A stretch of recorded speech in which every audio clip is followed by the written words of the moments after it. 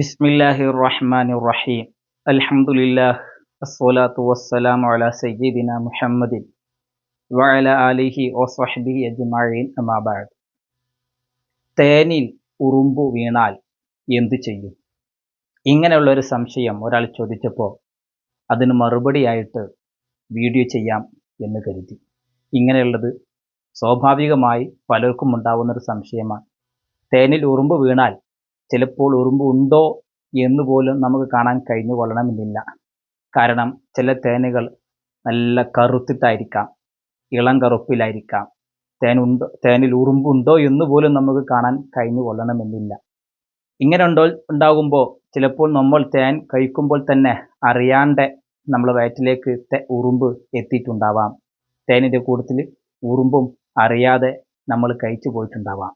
ഇങ്ങനെയുള്ളത് തെറ്റാകുമോ എന്ന് ഉള്ളൊരു സംശയം.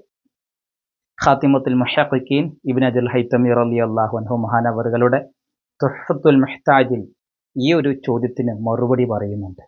തേനിൻ്റെ കൂട്ടത്തിൽ ഉറുമ്പുണ്ടെങ്കിൽ ആ ഉറുമ്പിനെ വേർതിരിക്കാൻ നമുക്ക് സാധിക്കുന്നില്ല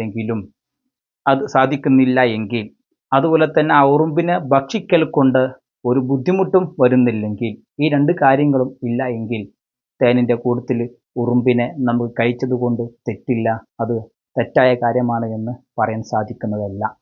അങ്ങനെ അറിയാണ്ട് കഴിക്കാവുന്നതാണ്. ആ ഉറുമ്പിനെ തേനിൻ്റെ കൂട്ടത്തിൽ കഴിക്കാവുന്നതാണ്. വേർതിരിക്കുവാൻ, ആ തേനിൽ നിന്ന് ഉറുമ്പിനെ വേർതിരിക്കാൻ കഴിയുന്നില്ലെങ്കിലും, അതുപോലെ തന്നെ ആ ഉറുമ്പിനെ തേൻ്റെ കൂടെ കഴിക്കൽ കൊണ്ട് ബുദ്ധിമുട്ടില്ലെങ്കിലും പ്രയാസമില്ലെങ്കിലും അങ്ങനെ കഴിക്കാവുന്നതാണ് എന്ന്.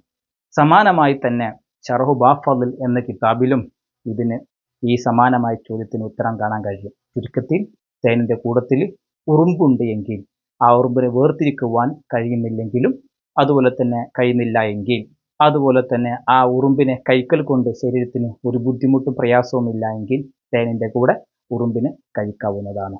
സംശയങ്ങൾ കമൻറ്റ് ചെയ്യുക. വസല്ലല്ലാഹു വസല്ലമ അലാ സയ്യിദിന മുഹമ്മദിൻ വഅലാ ആലിഹി വസഹ്ബിഹി അജ്മഈൻ.